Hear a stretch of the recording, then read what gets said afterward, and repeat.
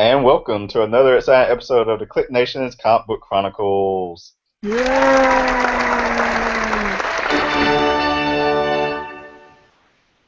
I'm your host, Tim D-O-double-G. Yay!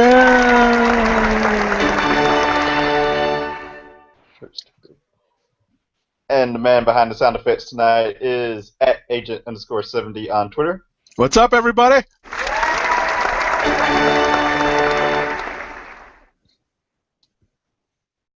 Our man at PCN_Dirt on Twitter can't be with us tonight. We're hoping he's staying safe as his area of Illinois is getting hit by some massive tornadoes. Stay safe, Dirt. Stay safe. Please. And also not here with us tonight is at RowdyCat on Twitter. He's stuck at work, but he has given us his click of the week, which you will find out later on in the show.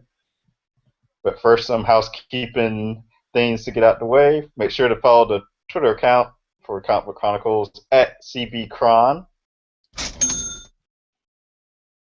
And go to our website, theclicknation.com, where you can find previous episodes of the Comic Book Chronicles and comic book reviews.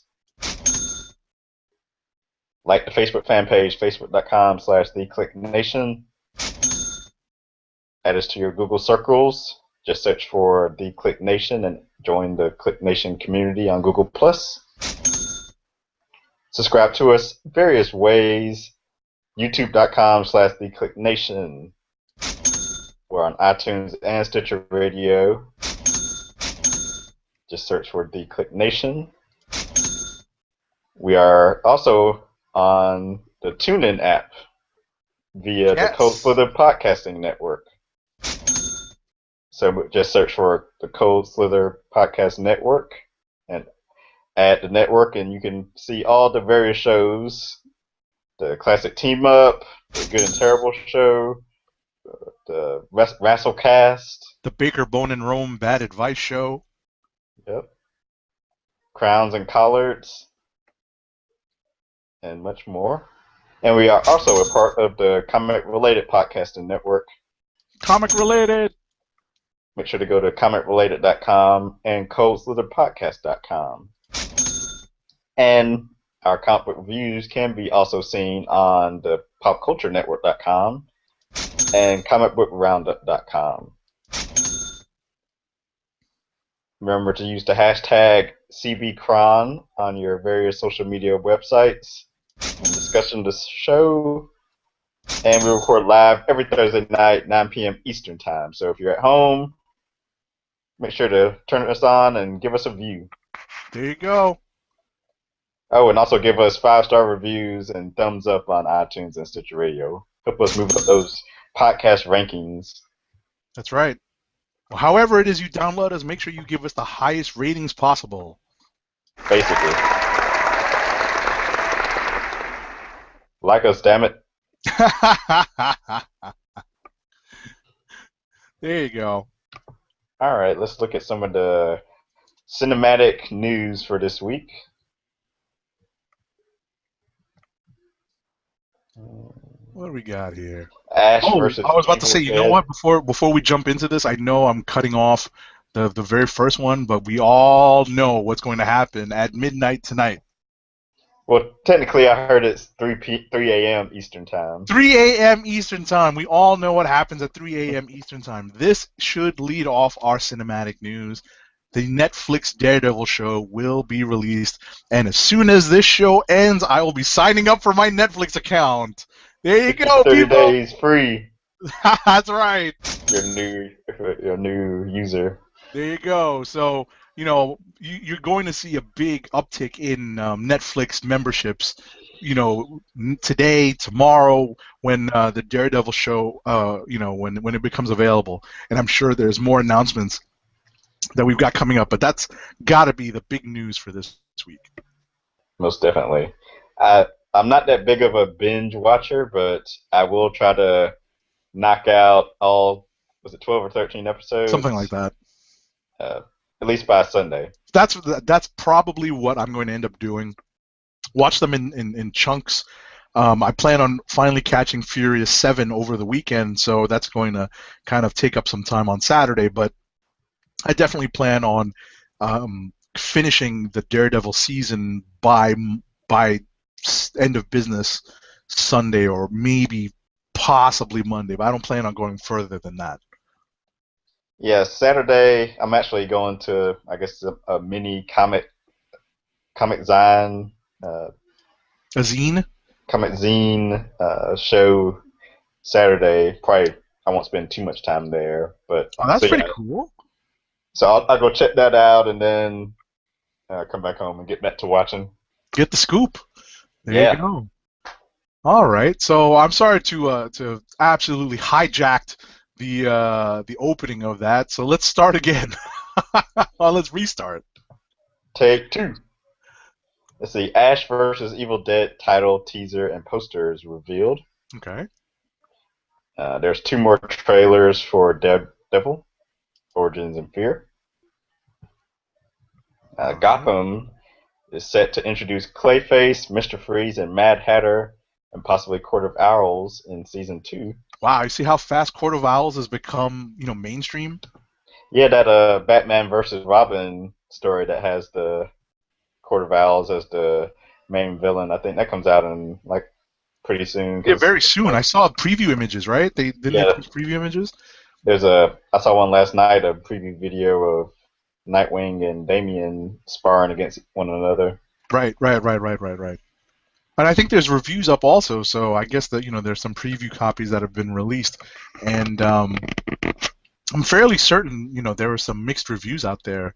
I don't know if this is the strongest entry into DC animated in a while, according to the reviews that I read. But I guess we'll have to wait and see. Hopefully we'll all have a chance to take a look at it and see what we think.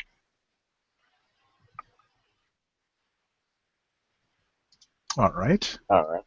So Next up, we got so reportedly some Marvel animated projects could tie into the Marvel Cinematic Universe.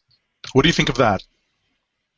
I mean, it's smart. There's some stuff that maybe wouldn't work necessarily as live action, so why not uh, put them out there in animated form? Right. Do you think they need to step up their game with their animation though? In order to kind of convince people that it's worth watching. It kind of depends. Like Marvel and Disney are more going the kid-friendly route, whereas DC and Warner Brothers will put out, the straight to DVD digital release, Blu-ray release of sort of more mature themed stories like Right. the Batman Arkham Assault from Arkham. Right. And what we were just talking about, Batman versus Robin. Yeah. So, I mean, it's interesting. We've kind of come to expect that the Marvel animated projects aren't going to be quite as as you said, in the maturity level. They're not going to be on the same maturity level. I have this. I have a tough. I have a. It's a tough sell for me. Tying these all in together, because I'm wondering if they're going to end up being subpar compared to the DC stuff. Yeah. It it, You it know. remains to be seen. Yeah. No, I, mixed feelings about that. I mean, I wouldn't be against them trying it. Oh, I of mean, course. wouldn't hurt to try. And you know what? They just need to step their game up. Bottom line. Yeah. So this is an interesting story. I don't know. I'm not an Arrow person. Are you? Yeah. Okay, With that I knew though. you were, but I had to ask because there's always new listeners. So, Tim, please explain to me why Manu Bennett. This is the actor, I believe, that played Deathstroke on Arrow. Yes. Why does he think that Arrow took Deathstroke in the wrong direction? Honestly, I have no idea because this is the first I've seen this story. I guess maybe he's salty about something. Did they write the character out of the show? I mean, he got captured and he got left imprisoned on the island last season. He actually showed up Oh, this season because uh, Oliver and his sister Thea went back to the island, so he reappeared. Okay, so I opened a link from comicbook.com where it's got his quotes. He says, "I think Deathstroke had a lot of possibilities with Arrow, but I think they took it in the wrong direction. Hmm. I think they should have honored the Marv Wolfman character who was literally unstoppable. I read the DC comics and thought Deathstroke was so bad, arse, A-R-S-E, Mm-hmm. because they make it that nobody can stop him. He's not even superpowered. He is just a mercenary," explained Bennett. It took the Justice League to defeat him.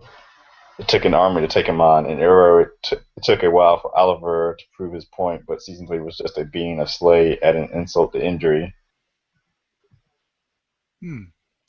See, I thought, and later on in the article, they mentioned what I thought was the real reason why the actor might be a little bit bitter about how they're treating Deathstroke is because Slade Wilson, Deathstroke the Terminator, is rumored to be appearing in the new Suicide Squad movie, played by Joe Manganiello. Um, and I thought, they basically lost the ability to use him because this character is going to appear in the movie. So I thought maybe that's why he was saying, well, they could have done a lot more with it. Now they've lost their chance. So, that could possibly part of it too. That could be part of it also. Hmm. It says arguably the biggest news in the story is that Bennett will not return to Arrow, but that's only stated in the article. The quotes themselves don't support such a bold statement Mm-hmm. unless there's more to the interview that will run later. Hmm.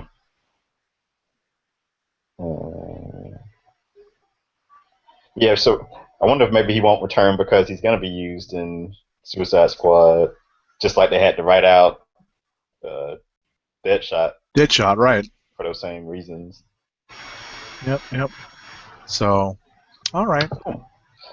Uh, Let's Speaking see. of animated movies, Justice League Gods and Monsters sneak peek was released this week.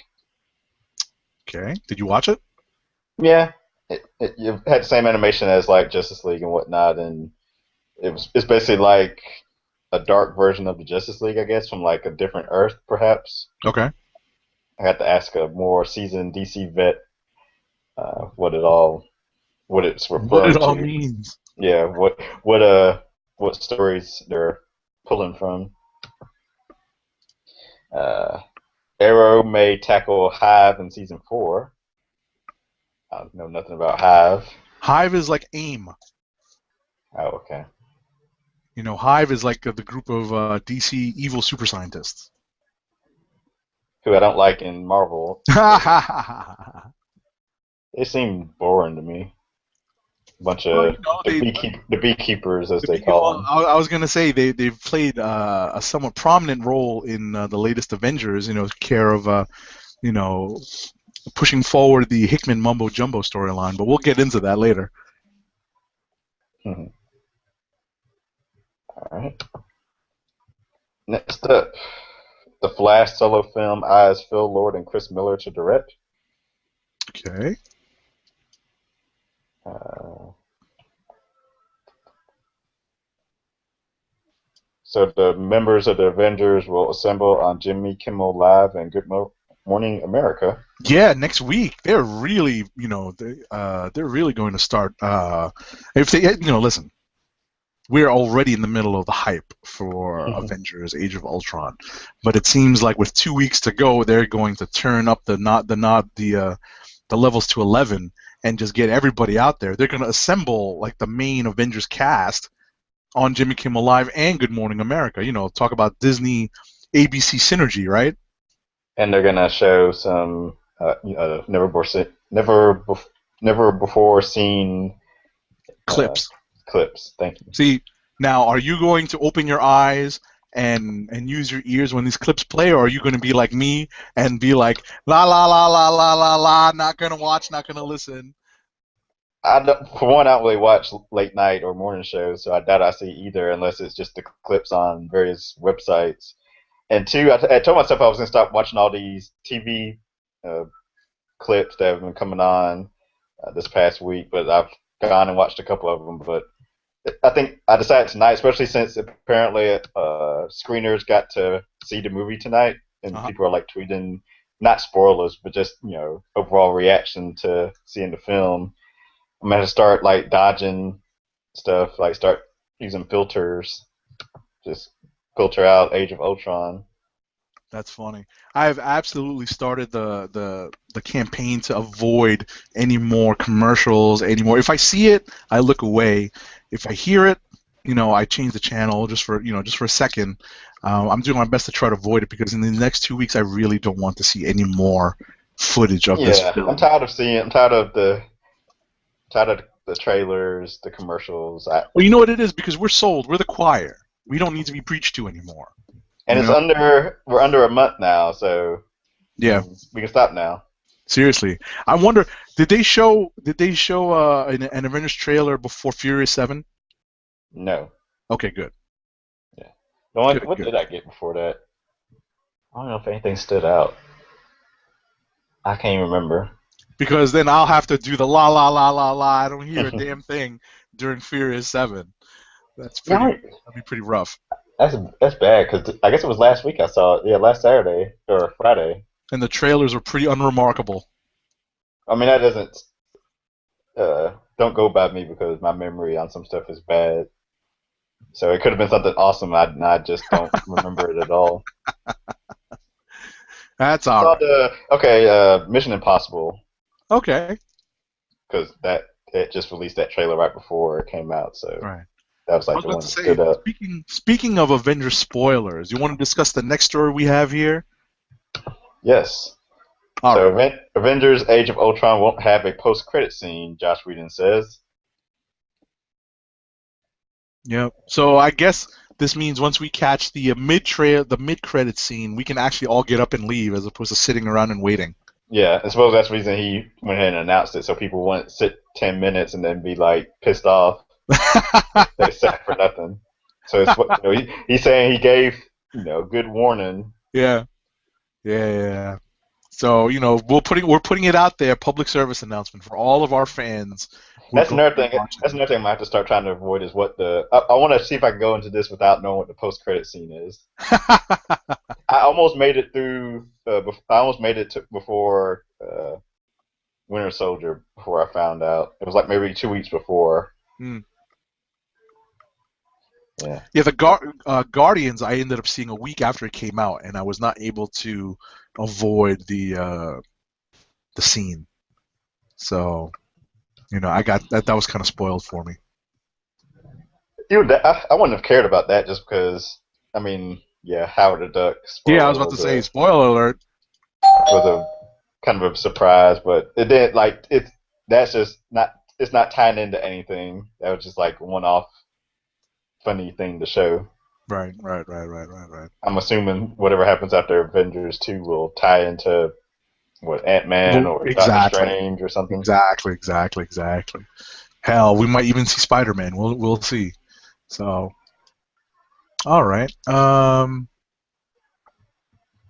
Let's we see got here. Joe and Anthony Russo to direct two-part Marvel's Avengers Infinity War event. Look at that. And it's official from Marvel this time, so the rumors before were just rumors. Confirmation of what everyone already knew. Mm-hmm. Very cool. All six Star Wars films coming to digital platforms this Friday. So if you're not a Daredevil fan, you could Even if you are a possibly Daredevil fan and you want to download these, and if yeah you want to have them in a digital format so that you can have them if you don't already have them through other means on your iPad or your tablet or your phone or whatever, go ahead and download them. It's going to cost you a pretty penny. 20. I heard $20 a pop Oh yeah, per yeah. movie. So listen, here's my beef, and I know Tim Dog is the youngest member of the Comic Book Chronicles, and he may not appreciate this, but we remember us old folk remember Star Wars pre-special edition, and they just are never going to release the original theater cuts of Star Wars 4, 5, and 6 ever, ever, ever, ever, ever again. That's going to suck. So, I'm going to hold out. I don't have Star Wars on Blu-ray yet. I don't know how much longer I can hold out because I do want to watch these movies again on Blu-ray. But seeing that they're available for digital download is a good thing, because that's just another means of getting it into the hands of the next generation of fans before Star Wars Episode 7 comes out in a few years. All right. And not comic book related, but Olivia Wilde reteams with Garrett Hedlund for Tron 3. Oh, come on. Dirt would be talking about this for sure if he was on the show. Dirt's too busy, hiding out for dear life that he can't talk about Tron 3 and Olivia Wilde. So, Rod- Dirt's happy. and Roddy's also a A Tron fan, Tron, so yeah.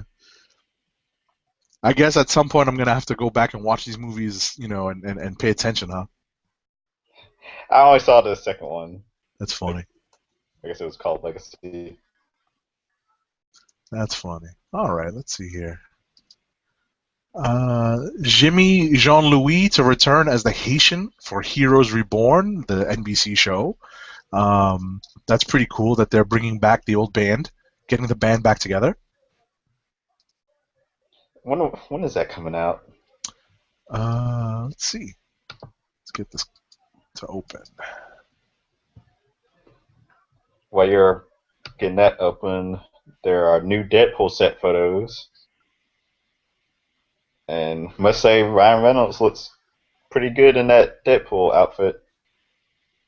Yeah, I'm glad that they got the costume right. Yeah, because they got the costume down pat. All right, let's see here. Heroes Reborn will air on NBC this fall. Oh, okay.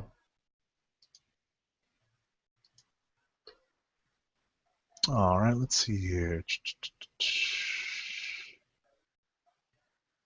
Oh, no more spoilers for Avengers 2. Go past that. So Deadpool's screen confirmed as villain Ajax. Okay. Bat Kid Begins lands in June theatrical release. There's some rumors for the plot for Suicide Squad.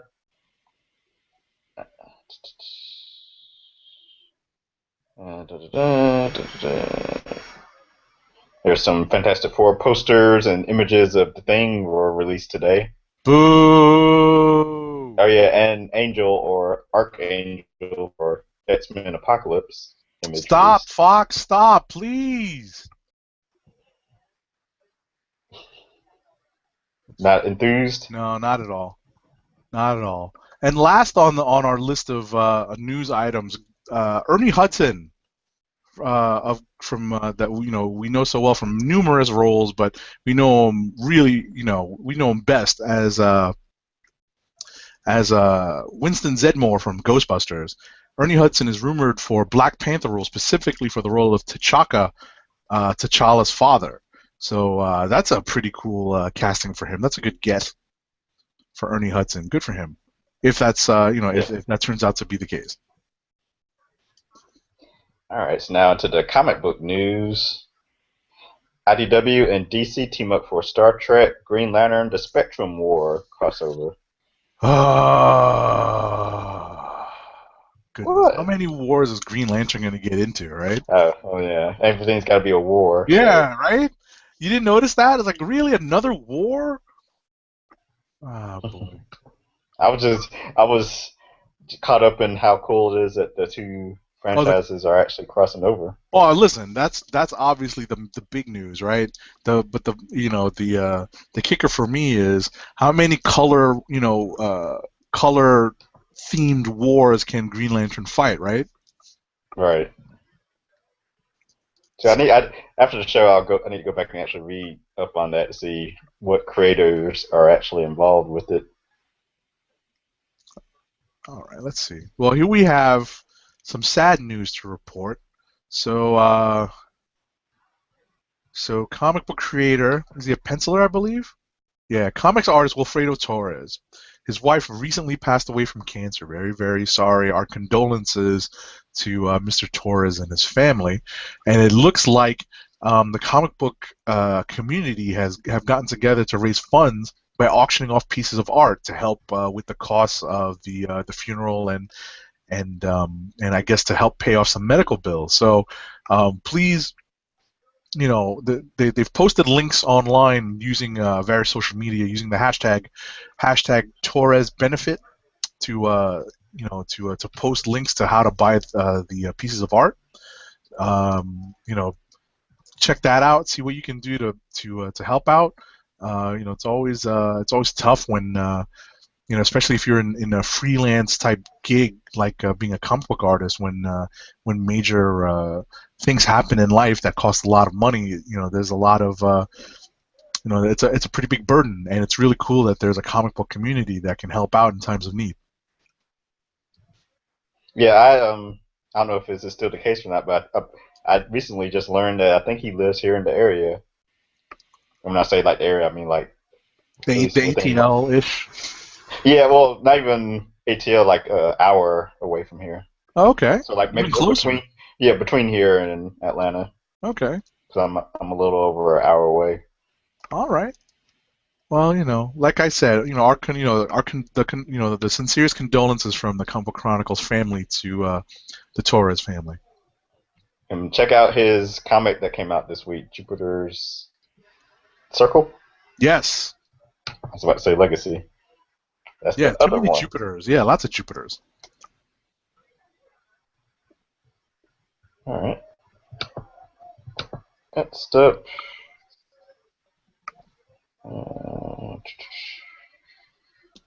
There wasn't too much big comic book news. Let's see. CTM Media Holdings to become IDW Media Holdings.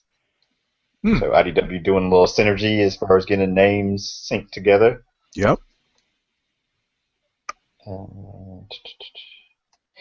Let's see. IDW Games, speaking of them again, is going to adapt Bendis and Omen's powers. So I guess it'll be some type of, Yeah.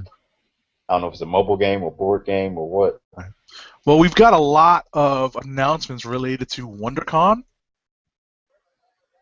Yeah, I was just skipping over some of them to get to some of the bigger Sure. ones. Like, let's see, Valiant announces the wedding of Etzo Manowar in July.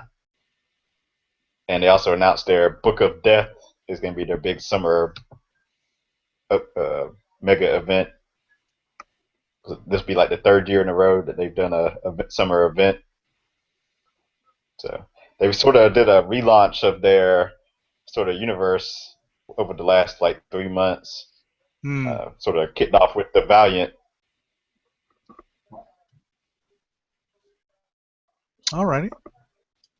My dog is snoring in his sleep. Oh no, we don't want to disturb Moby. Yeah, like I said, not really snoring, like he was dreaming. That's funny. At least he's not backward sneezing like he was last week. Yeah, there's always something with him. Poor And dog. luckily I didn't have to record last night because not to go into a long story, but I found a stray dog on our walk yesterday evening, and it had a collar but didn't have a tag, and it was like a little small Chihuahua type dog. Mm-hmm. It was real friendly, so I felt bad about just leaving it out overnight. And I talked to my neighbors to see if it was one of theirs, but they had said that it had been wandering around since yesterday morning, Mm. just I guess in the neighborhood. So, and basically, long story short, I ended up taking it to the local animal hospital here and dropped them off as quote unquote good Samaritan. There you go. So they can Look get at off their that. hands. Oh, Look at that. Tim and Dog, the protector of dogs. Yay! yeah.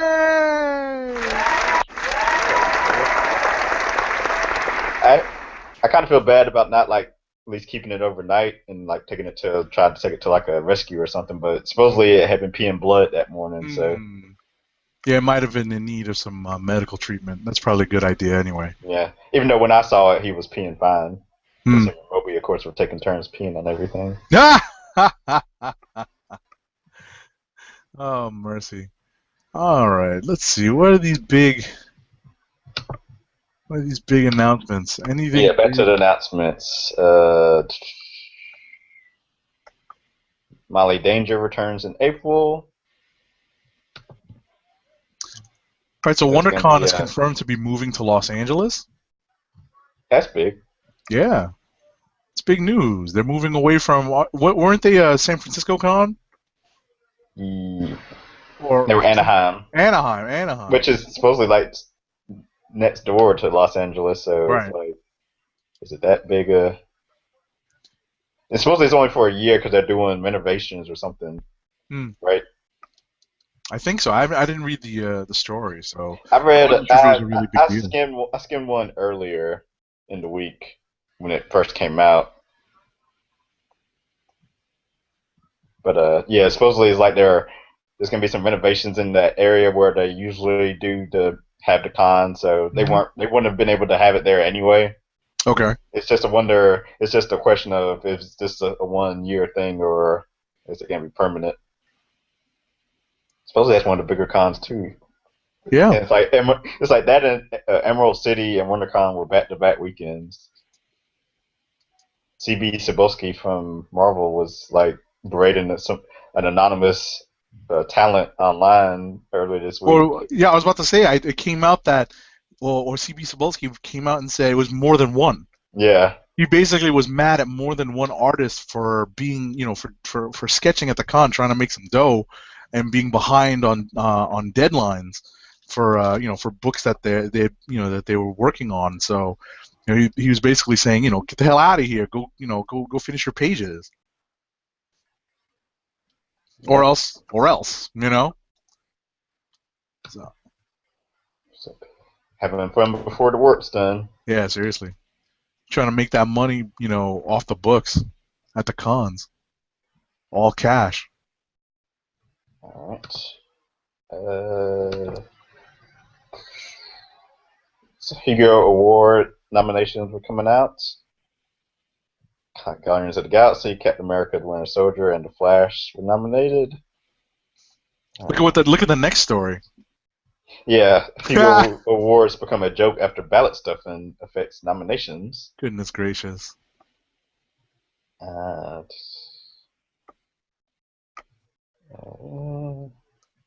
Let's see. Wow, so Wizard World is going to have a show in Las Vegas this year. That's pretty cool. I mean, I'm no fan of Wizard World, period, but that's cool that they're having a show in Vegas. right. Hey, this is the era of shows. Yeah. Everyone's got to have a show. All right, I guess that's enough for the comic news. Anything in Yeah. the variant corner you want to speak to? Taking a quick peek.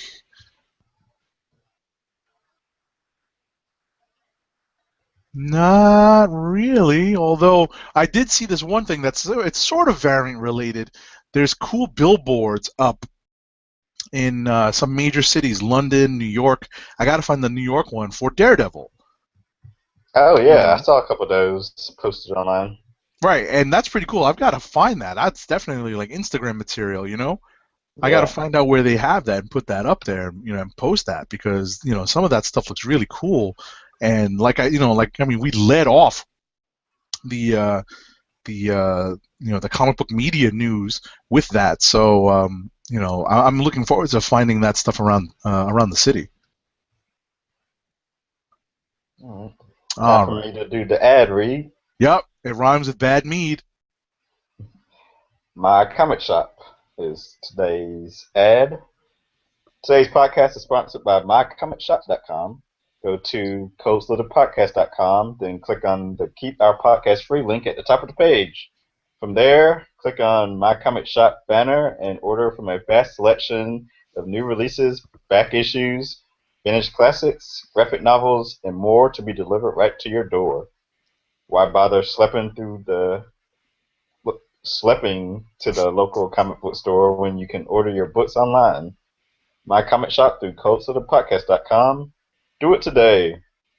Yeah. And now Moby is currently upside down sleeping. Oh no. That's Take it always the easy, Moby. best. Take it easy. Yep. That's when that good sleep comes in. That's what I always say. That REM sleep. All So do right. we want to tear apart Miles Morales' Ultimate Spider-Man Yeah, let me pull 12? up. Let me pull this up. I'm gonna pull this up because it's kind of a weird week. It's a shame that Dirt's not with us tonight because I was looking forward to hearing his take on Convergence. But we're going to lead with probably something, a book that we both that the show generally looks forward to reading. But knowing what's going to happen, what's pending in the Marvel universe, you kind of have an idea that um, the storyline that's currently playing out in Miles Morales wasn't going to be given space or the room that it needed to really develop, and it felt like that an ending was kind of rushed through in this issue. What did you think? My thought is, it seems like a lot of Bendis's stories end up falling on the same kind of flat note. Mm, It's at least the last two arcs of Miles Morales stories have felt this way. right. The last one I remember, and I may be wrong, because I'm not counting the one with his dad and the Shield revelations, because that's sort of tied in with this one. Right. But when the whole Peter Parker, Oh, the cologne. the clones, and fighting the Green Goblin, Yeah. that just it kind of just ended, Yeah, kind of anticlimactic. and there was no, even with this being the last issue of Miles Morales, there was like no resolution with Spider-Man, or did we even find out who those two people were in the like full body suits and the helmets? I don't remember. I don't know. I do not think so. How Yeah, terrible is that? there's no resolution with that, or with like how Peter is alive, and Yeah. Yeah, we uh, know nothing about that. the whole Katie, Kate Bishop. Yes. There's no like resolution with him and her. Well, there is in this issue. It's kind of lame though. I'm going to ring the spoiler bell because it seems like we're just very annoyed at this. Be prepared for some detailed, bitching and moaning right now. We can say that we're on a podcast, damn it. Uh, Right. so, so basically, what comes out of this is, Miles saying after, the quick resolution to the story, Miles saying, we're over, and I'm like, that's it? That's all it is? That's we don't get anything more out of that? Hmm. Because like as soon as we come out of this, the post battle isn't very long at all, uh, and then we get to the end of the issue. We're left. There's a lot of little threads left dangling, and I wonder if they're going to resolve that in um, Ultimate in the End. ultimate end, right? In the ultimate end, or if they're just going to leave that for what could happen possibly in the next iteration of Miles Morales, wherever he They're gonna appears. have. They're gonna have to. I'd say they have to resolve it in the Ultimate End book, because by the time the Ultimate this Secret Wars tie-in book happens, Miles Morales was the only ongoing Ultimate book left. Right. And then like on the cover of the book, they have like Thor and Captain America, who are both supposed to be dead in that universe. Yeah, it's Nick Fury. It's you know what you know what's funny? The cover of Ultimate End #1 is literally the movie Avengers plus the Wasp and plus Miles Morales. That's Yeah. really what it is. It's pretty amusing. So you have that going for you. Um, yes, we did see the Ultimate X Men and all new X Men, so I guess there's that. Hmm. But yeah, the issue just kind of ends, and that's it. Yeah, you know what? I'm inclined to agree with you. I'm starting to sense that pattern in the Bendis stories where there's a great build up and there's not the best follow through and he doesn't necessarily stick the best landing. You don't even have to be the Russian judges to give it a low score. So, I think I think that's probably pretty accurate right there. Um, so it seems that Tim has stepped away for a second. I'm back. Oh, there you go. I was about to say I don't know if Moby's okay, but No, I'm messing with my eyelash. TMI, Tim. TMI. Right. Um, so I guess we have mixed feelings about the ending of Miles Morales. Pretty much. Yeah. I mean, I wonder what's going to happen in the where this is going to go in the future.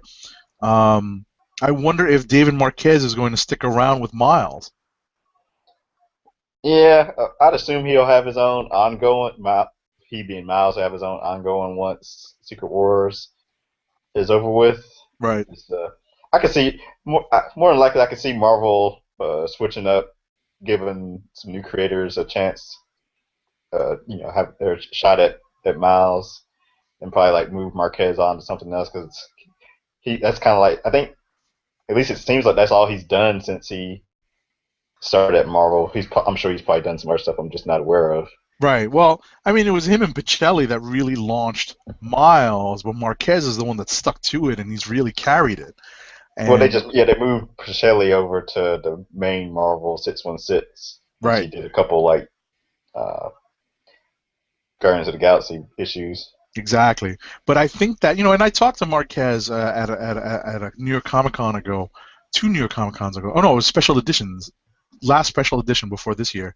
Um, and Marquez was pretty forthcoming when he said, he stuck with Ultimate Spider-Man, and kind of forego, he took, any kind of missed out on a couple of opportunities to do big things. I thought this was a big thing, but when you look at the sales, it just doesn't, Yeah, the it's not sales aren't as there. I read a probably a CBR interview, I'd assume, where he was saying the same thing. I can't remember if he said he stayed because he liked Miles or if he liked working with Bendis.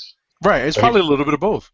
yeah, I remember he did say how he was offered other gigs, but he turned them down. Right, and I've heard that straight from the proverbial horse's mouth, and now I guess this is his opportunity to go and move on to something that's bigger, that's got a bigger profile, that's got more sales attached to it.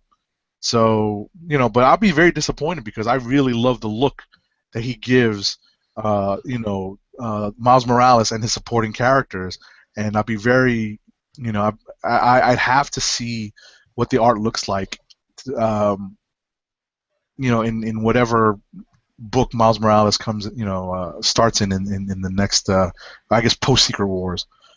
Oh, and what's up with this roommate that just all of a sudden has a part to play in this issue? He's been around. He has okay. He's been around. He's been around, but he has not played very much of a big role. And obviously, he's the engine for this, for this story that that gets things moving. And obviously, it's another plot thread that's left dangling. Like, Yeah. well, we have another, spoiler alert. Well, I've already rang the bell already, but we've got another person that knows who Miles is, and we're just left with it at that. You know, Okay. it's like, what do we do? What do we do with that now? I guess we'll wait and see. What do we want to go to next? Let's see. You want something more cheerful? Uh, You want to do Deadpool? well, Your let's talk favorite about other stuff that we read. that we both read? What Yeah, did we I've read both read? Ant-Man #4 and Avengers World number 19. So pick one of those two. I just We didn't do have a chance Ant to Man. type it in. Yeah, Ant Man #4. I said this is my runner up for Click of the Week. I understand. I definitely understand. This was quality work this week. Yeah, as per usual with the creative team. Uh, Let me look at my notes here. Uh, Another employee added to Team Ant Man. Ha I forget the official name of his Machine? security. No, no, yeah. Whatchamacallit? Is it Ant Man Machines? Securities. Oh, I'm talking Oh, about the name of his company. Ant-Man Security Solutions. Yeah. So yeah, another C-list character, of course, a guy I've never heard of before, Really? gets added here. We find out some, I guess, we get a lot of background with who's the villain's name? Darren Cross. Mm-hmm. Is that who Yellow Jacket is in the Ant Man movie? I think so. Yeah. I think so. So he apparently was killed by Ant Man, but his son is alive and trying to revive his dad, and it involves doing stuff with Cassie, who was kidnapped last issue. Mm-hmm. And it also involves Cassie being having been exposed to pim particles herself. And her adventures as what was her stature? Stature. Even though they don't want you to really remember that anymore. Right. They want her to be Kitty Yep. Cassie Lane. Yep. There's some great moments in this, You know, a lot of the great lines that who's writing this? Humphreys, right? No, Nick Spencer. Oh, Nick Spencer. I apologize, Nick Spencer. You're doing a great job on this. Don't get me wrong. Um, Nick Spencer's doing a great job on this. He puts some great. He gives Machine Smith some great lines. He's basically part of a support group for supervillains, and you know, he tries to make some money on the side by playing to kids parties, and so he's at the kids party and he's trying to get paid, and the mother is like, you know, you didn't say "Hail Hydra," so she tries to stiff him on the bill, and he yells back at her, "I was never in Hydra, you Whole Foods eating, cereal listening, yuppie Serious. filth." Yeah, the cereal mention got me. Exactly. That made me laugh real hard. That was pretty good. And there's also a Run DMC shout out in here too. So you know, you definitely want to read this, and if you appreciate some of these call outs, callbacks to pop culture references, it's pretty interesting. It's pretty fun. Okay. Avengers World number 19. All right. So You seem to Avengers enjoy it. World number 19. This was I like reading this because it does fill in it continues to fill in the gap, the 8 months later gap where we find out that that AIM is all of a sudden under the control of Robert DaCosta, who we better know as Sunspot. And so Yes. we have, you know, this story following two separate paths. One is the path that Sunspot takes to take over AIM.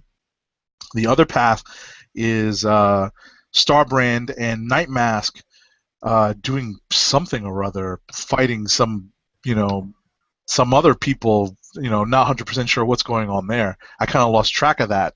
The crux of the story for me was Bobby DaCosta, you know, fighting for control of AIM, and there's some really great scenes in here involving some flashbacks, you know, kind of reestablishing, you know, some of Bobby's motivation, maybe what drives him, you know, in this current iteration as a superhero. He's no longer the New Mutant that we had kind of grown up reading, and it's kind of cool to see him mature. It's kind of funny that we see these characters really blossom, and I hope that they don't take any steps back once they're not on an Avengers team anymore. You know, like post Secret Wars, I wonder what they're going to do with Sunspot and Cannonball. I would not be surprised if they put them back into the X world. Yeah, You that's what know, I would expect. I do like them giving, at least, especially Sunspot, more of a higher profile. yeah, more shine because And Cannonball too, because he's got this thing going with the kid with and Smasher, right? Smasher. And you know what's funny is that this reminds me of when Justice and Firestar were added to the Avengers back in like the mid to late 90s, and that really gave that crew, like the New Warriors crew, and like sort of like, you know, like Junior X-Men also, and especially in Firestar's case, you know, more shine, more exposure. You know, kind of seeing them graduate to the big leagues was kind of cool, but then they got shuffled off back into the minor. Not listen, I don't want to call them the minors, but you also started to see, you know, their profiles were just never the same once they left the Avengers. So I hope that they don't do that with Sunspot and Cannonball. Yeah. Of course, we have to wait and see what state the X-Men are left in after Secret Secret Wars. Wars. Yep.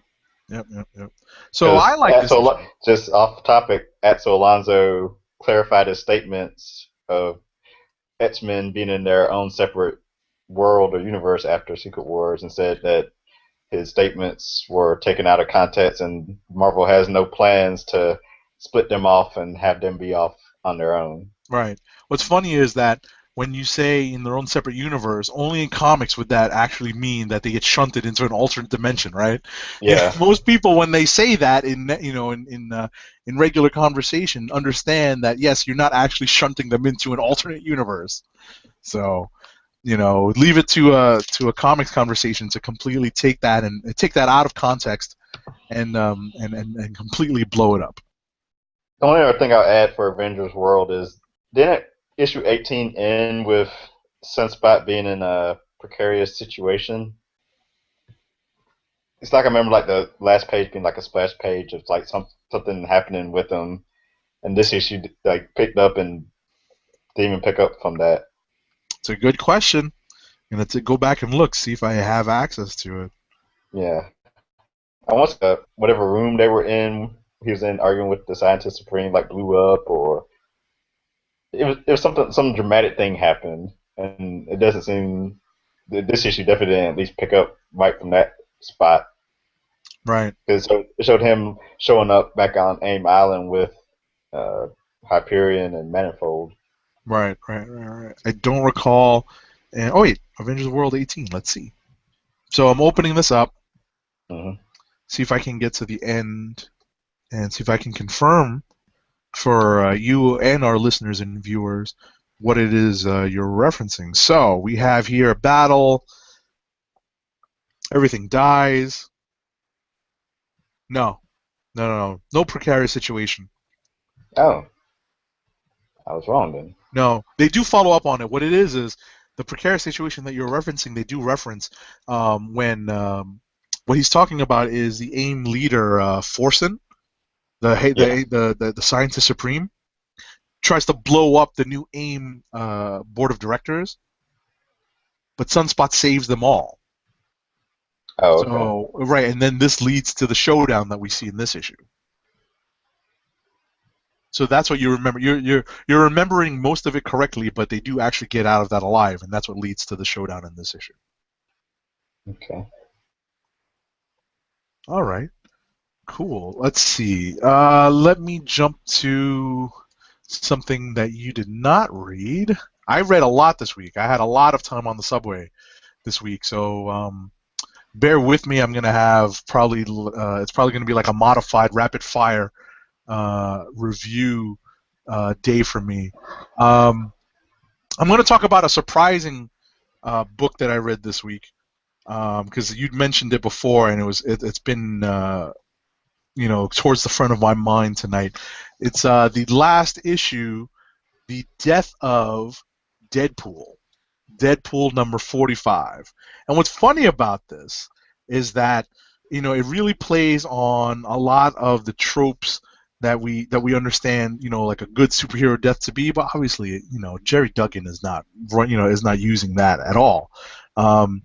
It's actually the first Deadpool issue I really read from start to finish, or at least technically the Deadpool story in this. Just side note, this issue contains one main Deadpool story and a whole slew of Deadpool short stories contributed by a number of creators. But the main Deadpool story is what I'm talking about. And the story, this is the first one I've read in a while, so I kind of lost track of where we are.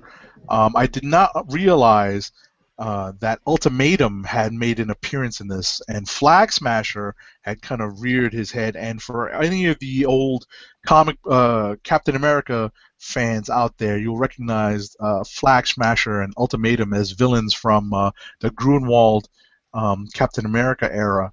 And it's kind of cool to see them come back. And basically, the gist of the story is, spoiler alert, the gist of the story is the old Flag Smasher is dead. The new Flag Smasher is out to kill Deadpool and basically goes after his family. And, a lot of the supporting cast that has built up from S.H.I.E.L.D. agent Preston to the magician guy who was summoning the dead presidents at the beginning of Duggan's run, they're all Oh, here. They all, contribute to the story, and they all basically take on Ultimatum. There's a really cool sequence of Deadpool basically tearing Ultimatum a new one. It's pretty awesome. I love the fact, I love the way that it was laid out. The art in the main Deadpool story by Mike Hawthorne was so good. I do enjoy his art, even though I don't really read Deadpool that much. It's excellent. It's it's very well He does. done. Does he just do the main story? Yes, he does the main story. It's well done. It's well laid out. It's very clear. Very it's easy to understand. Um, and and Duggan's story has there's just a lot of cool little lines in it. You could almost it's almost quotable, and that's pretty cool. Nice. And I just had a lot of fun reading this. This is a definite candidate for click of the week for me. No spoilers there. It was just a really fun read, and the spoiler that I'm going to give you here is that the death of Deadpool, quote unquote, isn't really a death at all. Wow. It's sort of related to incursion, so it's kind of funny. It's the last issue, but it's all very convenient in They that. kept the humor there, huh? Exactly, and the last issue is basically just a way of ending this particular volume ahead of Secret Wars. So Gotcha. it's a fun little read. You don't have to be that familiar with the Deadpool stories that Duggan has been telling for a number of issues now, for 45 issues now. But it helps. But ultimately, it's just a fun little read and a very surprising candidate for click of the week for me. All All right, right. let me keep going. I guess you've only got one other book to talk about. Yeah. So yeah, feel free to. To go on and ramble. All Yeah. right, here we go. So I'm not going to spoil too much of Darth Vader #4 because I know you want to read this. All right. So Yes. I'm just going to say that Darth Vader 4 is very well done. It's really one of the highlights. It's one of the strongest books in the Star Wars relaunch at Marvel. LaRocca is still doing the art. Is still kicking some serious butt on this. We're still dealing with the supporting character that was introduced in the second issue of Darth Vader, the archaeologist who deals with droids. Afra, I think her name is, and um, we get a little bit of a resolution to that particular storyline, and we're establishing her as possibly an ongoing character in this series. The one caveat I have with reading this, and I know I've mentioned this before, is that reading Darth Vader because of when this series is set up. It's set up post Episode 4. So what do we have in terms of our knowledge of Darth Vader up until then? We have episodes 1, 2, 3, and then 4. So this comic really does draw upon a lot of what happens in episodes 1, 2, and 3. We're dealing with Geonosis.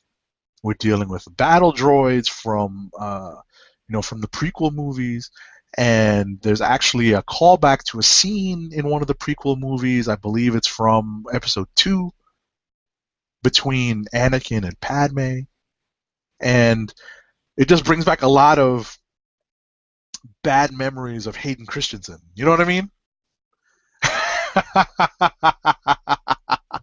I got Yeah. Tim to smile. Bad memories. Yeah, bad memories of Hayden Christensen. So, you know, it's kind of a tough.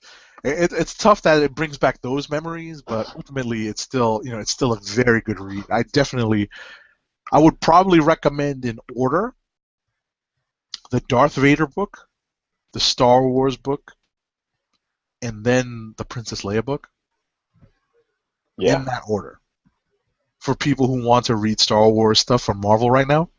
What's the order again? I would go Darth Vader, the Star Wars book, and then Princess Leia. Hmm. What do you think? If only they came out in that order. Because let's see, Leia comes first, right? Oh, you mean monthly? Well, I'm just saying, like, as far as story, because hers takes place right after uh, New Hope. Well, so does Vader. Yeah, both of those are like right after. Star Hmm. Wars definitely needs to be like last. if I I remember guess. correctly. Because I like guess. Star Wars and Darth Vader are kind of at the same going on, taking place at the same time, I see what like you mean. literally. I see what you mean. I see what you mean. I see what you mean. Well, I don't, I'm not even focused on the chronology. I'm just focused on like the quality of the story, quality of the art, and and what's going on in them. So, all right, let's see. You know what? I'm gonna dive into it. Convergence. Yeah, I want to hear this. Did you read any Convergence, Tim? No, I might try to Damn. read the Convergence one, but that's it.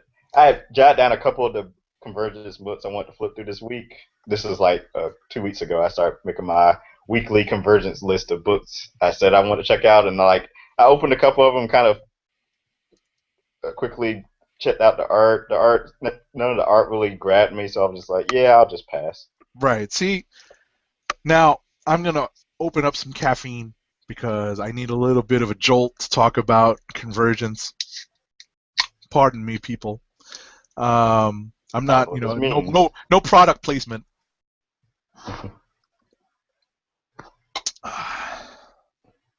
So I'm going to start with Convergence number one because there is a scene in Convergence number one that replays in every single Convergence book this week. All the Convergence number ones, and I foresee that every Convergence number one is going to reference this particular scene. In a good way, I hope. Eh, spoiler alert. Spoiler alerts in full effect. So basically, Convergence number one plays out like my nightmare for Secret Wars, right? So Secret Wars, we understand to be the Beyonders pulling everything together, right? All these different, realities, right? Convergence is Brainiac pulling together these different cities and actually telling these cities, you must fight. If you don't fight for yourself, you will die. What? Right. And I'm like, what? So reading Convergence number one, right, and just reading it and just trying to figure out what, how did we get to this point? Why are we doing this? Because, and I apologize for bringing Marvel into this, but this is sort of how this is how I thought about it. Remember when way back when Hickman started his whole mumbo jumbo, right? Right. We started with this whole incursion thing, and it's been leading up to something. It's been building up. My problem with Convergence right now is that there's been no build up to this. We don't really understand how we've gotten to this point. Technically, there has been a little The multiversity stuff, multiversity and the Superman Doomed but led into this, and then yeah, the two weeklies.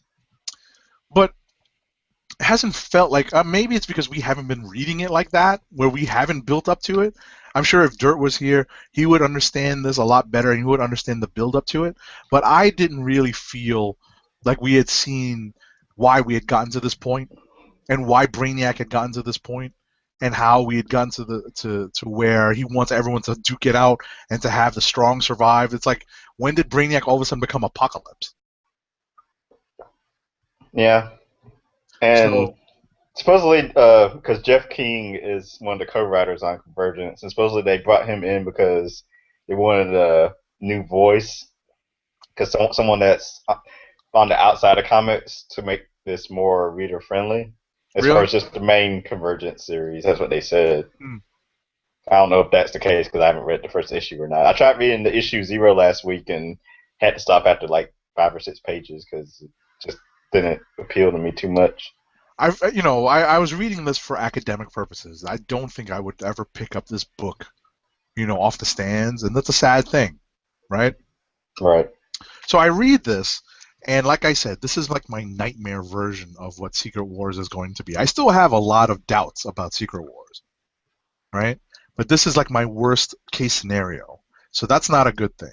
So I'm going to jump right into some of the Convergence titles I did read slash flip through because I have to confess I couldn't bring myself to read every single word on every single page. Right? I read, I pseudo read, speed read Justice League number one, Batman and Robin #1, Speed Force #1, and Superman #1. Just kind of flipping through them to see what was going on, which characters were being highlighted, and so on and so forth. So in Superman #1, we have. Actually, wait. Let me set this up with what's set up in Convergence #1. So basically, when the domes are put up Hmm. around these cities by Brainiac, pretty much everyone is depowered for a year.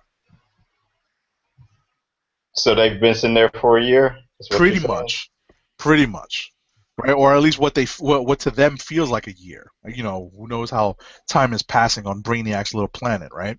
Hmm. So once he drops the fields, the domes, everyone gets their powers back, and that's when the fighting really begins. So the Superman book deals with what happens to Clark and Lois. They happen to be trapped in their version of Gotham City. What happens to them when Clark has been depowered for a year? So what happens? Somebody gets knocked up, Well, right? Spoiler alert. So, um, we have that. That's one of the highlights of the Superman issue, right? We kind of see what happens when Superman's been depowered for a year.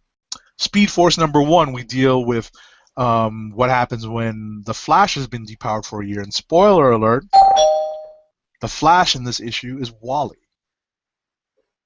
so everyone's depowered in these first week Right, issues. exactly. Or at least they're depowered for a portion of it, right? Hmm. That's part of the story. We have Justice League #1, which is kind of like a play on, which is unbelievable to me. It's actually a play on the all-female Avengers, the A Force. Hmm. All the characters in this Justice League issue are the female heroes. And honestly, I don't really know what happens in this one. I know that they're opposing a villainous Aquaman. I'm not sure which world he's from. Um, Oh, it might be the Flashpoint of his villainous. Possibly. The Batman and Robin issue deals with the Frank Miller, Jim Lee Batman and Robin continuity. Huh. Deals with that little group trying to protect Gotham City before the bubble, the dome comes down. So, all in all, these issues were, I hate to call them throwaways, but it almost felt like, I really was just wasting time reading them. It was kind of nice to see these characters. Don't get me wrong. It was nice to see Wally West and to see, the character again. But, it didn't feel like it was, that important to read to me. Obviously, I'm biased because I am much more of a Marvel zombie, but it didn't feel like it was an absolute necessity to read. But we're reading them for review purposes, so I can definitely say that if you're a DC head, if you've really gotten into pre-New 52 DC and kind of miss it, then you're going to get your taste of this stuff during Convergence.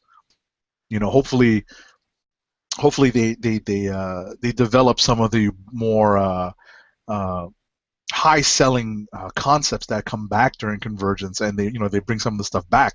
But right now, I'm having trouble kind of getting my getting a grip on some of these Convergence stories. That's just my take. Um, let's see here. You're missing out if you didn't read.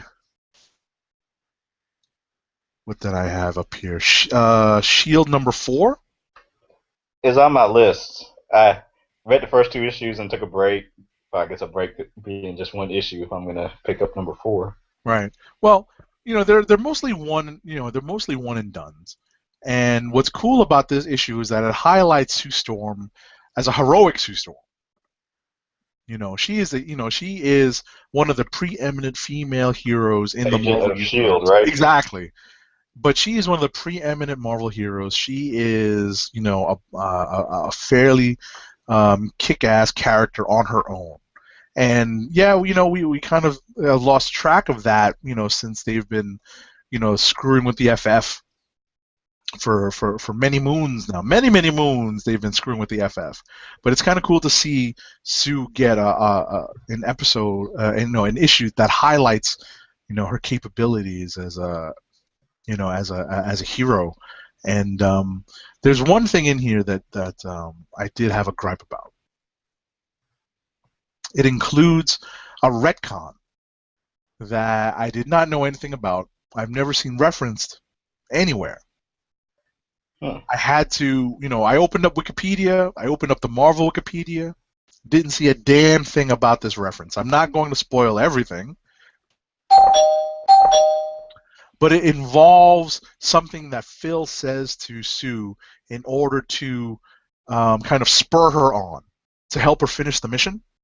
Oh, because that's what she needs, of course. Exactly, like a little bit of a kick in the butt. And one of the things about Phil that they're trying to, establish in both the cinematic and the comic book universe is that he knows things about the heroes that maybe they don't realize Shield knows about them. He has like a lot of the inside dirt, a lot of the superhero gossip even. Okay. So, Phil knows these things, and it's kind of interesting that he plays this particular card, and Sue even says, are you going to bring up, another failure of mine at some point? And I was like, when did this happen? Like, what continuity are they referencing here? I was very, very confused. So, that's something I would actually bring up to Mark Waid at some point and be like, hey, man, where did that come from? I should look that up online and see if anyone else picked up on that. But that's and, like Chris. I was gonna say the artist is it Chris Sprouse? Chris Sprouse, who we know from Supreme. Is that what he's from? And the Image Book Supreme. Well, the Image Book Supreme, and I believe Alan Moore's DC books. Yeah, I was gonna say. I know he did one of the Multiversity issues, and he's gonna do the Thor's plural. Right. Secret Wars book. Right, but he did was it Tom Strong? Yeah. Okay. That's where I've seen him from. So, he had a long run on those types on those books. So, if you're not reading Shield, it's actually pretty fun. They do try to incorporate some of the characters from the TV show, but obviously you don't need to watch the TV show to read the book. Okay. All right, let's see. What else did I read? I'm just going to go on the comics list because I didn't have a chance to really input. Let me get my last one out the way. Mine is Descender #2.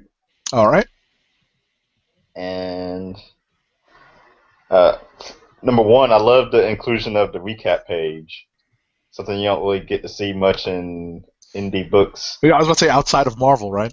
Right. Because DC, they're forbidden. So for someone that reads so many books and always forgets what happens from month to month, or 2 weeks to 2 weeks if you're double shipping, right? It's good to have that reminder. So of course, Descender is about Tim 21, a boy robot who is trying to remember his family and what happened. What his life was like before. I guess he was deactivated and then woke back up. So we learn about his background and the family he grew up with.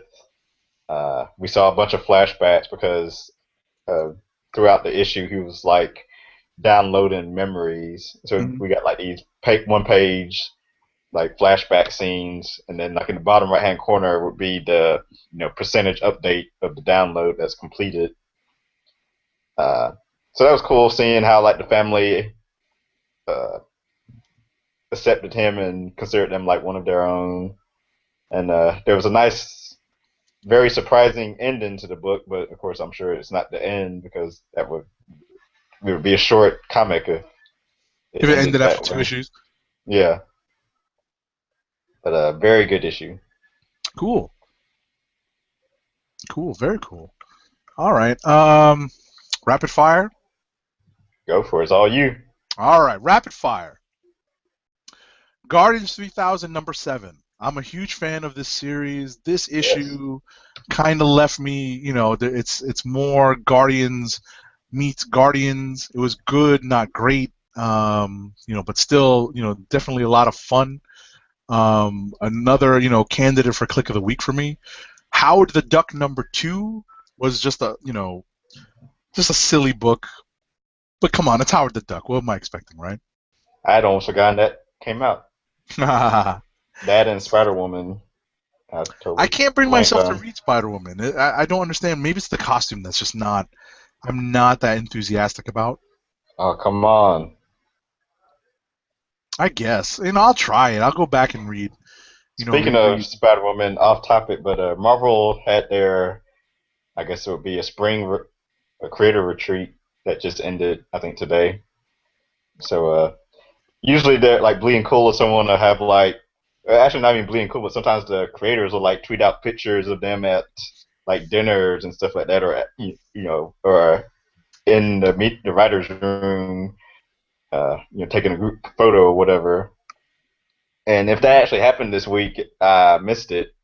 But I saw Dennis Hopeless say how he was like, had a good time in New York before the show started. So I asked him, I was like, "Were you there for the retreat?" And he said, "Yeah." So I believe that's his first Marvel retreat. So Nice. good for him. And then as I was going through his Twitter feed, seeing sort of the back and forth, it seems like he was there. Besides the regulars of Bendis and Dan Slott and Hickman and Hickman might not have been there since I think he's taking a Marvel break, but Jason Aaron was there. But newcomers, as far as I can tell, would be Dennis Hopeless, Jeff Lemire, and Al Ewing. Hmm. So good to see that. Very Hopefully there cool. were some more there. I'd like to see Nick Spencer get in that room. Hmm. But yeah, I was glad, especially Al Ewing, because I'm digging his Loki and Captain America and the Mighty Avengers. Cool. So back to rapid reviews. Back to rapid Hulk. reviews. Hulk #14. How was that? Another Jerry Duggan book. The highlight of this book for me is Deadpool's guest appearance. I kind of like where Duggan is finally taking this. It seems like this story has gone on for far too long. This whole Omega Hulk thing. But, Yeah, I it has can been kind of stretched out. yes, yes. It feels like it's just been going on forever and ever. This is just the next chapter of of a battle between Red Hulk and Doc Green, and there's a bunch of cool sequences at the beginning that involve Deadpool, but most of this issue is just lots of fisticuffs back and forth between Red Hulk and Doc Green, and the issue ends with a cliffhanger. Obviously trying to bait us into reading the next issue, but ultimately it seems like the Duggan may wrap this book better than it started. I think he'll actually stick the landing. I think the build up to the story was just very difficult to slog through. The whole Omega Hulk thing. But now Hmm. that we've gotten to this point, it's actually not the bad. It's not as bad a story as I thought. So that's a good thing. It's actually he's actually So it is the end of the arc. it's getting there. There's one more issue, I think. Okay, There's one more issue, I think. one more. But like I said, it's kind of cool that he might actually stick the landing on this one, as opposed to what we were criticizing Bendis for. You know. Not Um, sticking the landing. exactly, exactly. I actually read Jupiter Circle #1, and it was pretty good.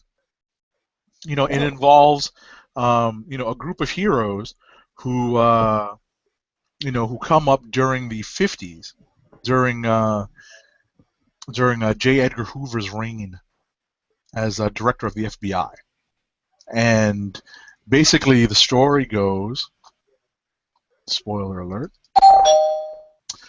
the story goes that um, the government wants to uh, employ these heroes, and the heroes don't want to necessarily be employed by them. So, they have to use other means of getting them to possibly bend to their will. I'll leave it at that without spoiling any more. Have you been keeping up with the Jupiter's Legacy? Nope. Okay, but this is kind of easy to pick up by itself and read. Yep. Okay. Yep. I Just hope. just pick it up. Easy to read. First issue, number one issue is obviously, pretty simple. So it's kind of cool that there's a cool callback on the first page of from the Super Friends um, cartoon. It's before your time, Tim. Hey, All right, more rapid fire. Captain Marvel number 14 is more Black Vortex stuff. Whatever. Um, let's see here. Angela, Asgard's Assassin number 5 was actually not that bad an issue, surprisingly enough. I'm issue behind on that, so I I'm gotta. not. You know what? I haven't read this book in a couple of issues, but this issue actually helped bring together what's been happening, and it wasn't that bad a read. I was pleasantly surprised by it. So, I may want to read the next issue because I'm caught up. In a sense, I'm caught up now. All new Hawkeye number 2 is more of a trip down memory lane, but it's Jeff Lemire, right, writing this. Yes. So Lemire is doing a good job of weaving a present day story into into flashbacks involving Clinton Barton and his brother Barney, and how they basically it's basically a retelling of their origin story, but slightly more in depth as to how they got to become circus people, and that's what this issue kind of delves into. So if you're ever curious as to how Clint and Barney found their way into the circus, pick up this issue and see what you think. The art is actually is pretty offbeat in terms of the flashback sequence, like during the flashback sequences. So that might Right. be off-putting to some, but it's actually I think it's pretty good. It's effective because it changes the mood, it changes the atmosphere, it changes just the entire way you look at the scene. So if you're interested in Hawkeye the character, even a little bit, I would suggest you read this book. It's actually pretty good and another sleeper candidate for Click of the Week for me. All right, let's see here. Any more rapid fires?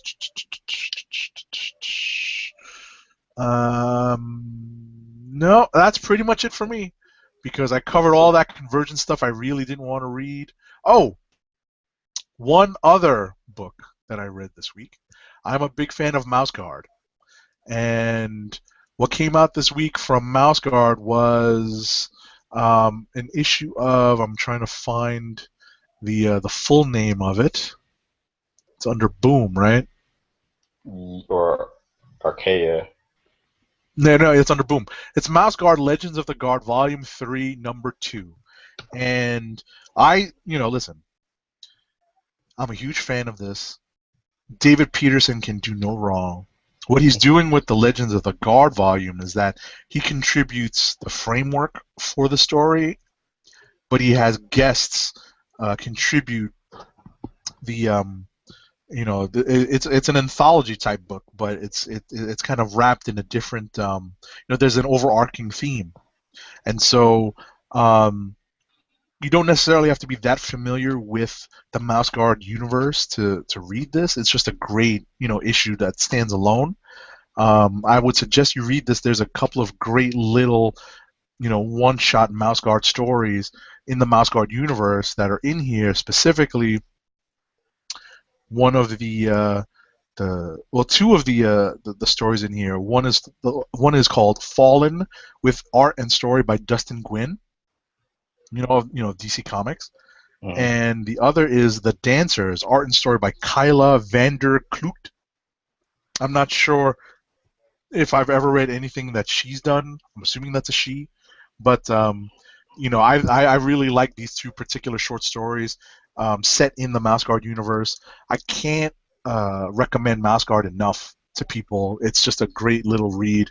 It's a lot easier to read in trade paperback format. I can't lie. The single issues are kind of like this weird shape square. If you ever get the physical copy. Oh, So okay.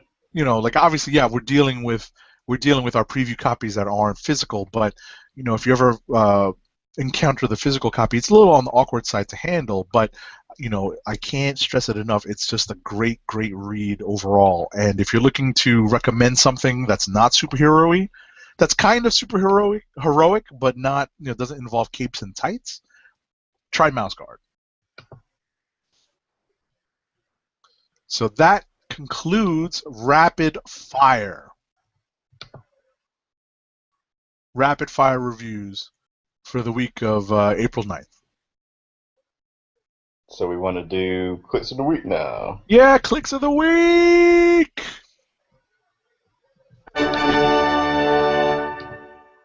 Let's see. Let's do our co-hosts who aren't here tonight. Let's see. Dirt's click of the week is Deep State number 5 from Justin Jordan, Ariella Christentina, and Ben Wilsonham from Okay. Boom Studios. I would try to switch screens and do all that stuff, but yeah, too much work for us. Yeah, I don't want to break anything. Roddy Katz was no, I was gonna say Ant-Man 4, but he says Guardians 3000 number 7. Nice. I liked it too. I have an idea what my click of the week is. I liked a lot of books this week. A lot of them were funny. He said definitely shout out to Ant-Man number 4. Cool. And mine is Descender number 2. All right. That's cool. And I'm going to stick with my guns. I mentioned this earlier, and I had second thoughts when I thought of how much I like Guardians 3000 number 7. But I'm going to stick with my initial idea of making Deadpool number 45 / number 450 my click of the week this week. Just the main story, because all of the 60 pages worth of backup stories, they're great add-ons, but the main story was still pretty good. It was a lot of fun to read. I definitely enjoyed seeing Ultimatum, getting its comeuppance and, getting all shot to pieces. It was pretty fun. Duggan has such a great voice for Deadpool. He's got a great grasp of how Deadpool should be voiced, and I'm hoping that the movie is as loath as I am to admit this. I'm hoping that the movie succeeds in portraying Deadpool, not necessarily in the Liefeld era Deadpool, but I'd like to hope that they kind of take some cues from where Deadpool is now. So my click of the week is Deadpool number 45 / 450 by Jerry Duggan, Hawthorne and Company. Nice. All right. That about wraps up tonight's episode of Comic Book Chronicles. Yay! Want to thank everyone for tuning in live tonight or on the video replay or audio replay. Yay! Whichever is your preferred method of supporting our show. And there you go. Once again, we do appreciate your support. Follow us on our individual Twitter accounts. I'm at TimDOGG98 and at CBCron. Agent 70 is at Agent_70. Roddy Cat is at Roddy Cat and at News Nerds Need. And Dirt is at PCN_Dirt. And check out his website, popculturenetwork.com. And with that, we'll be back 9 p.m. Eastern Time next Thursday nights. We are the Comic Book Chronicles, and we are signing off. And enjoy Daredevil. Yeah, son! We're getting on Netflix. Great! And Game of Thrones is this Sunday also. Hey, I totally stepped all over that. What was that, Tim? I said, and also Game of Thrones is this Sunday. Oh, I love it. Winter is coming. In the show. Yeah. There you go. All righty. Now we're signing off. Signing off.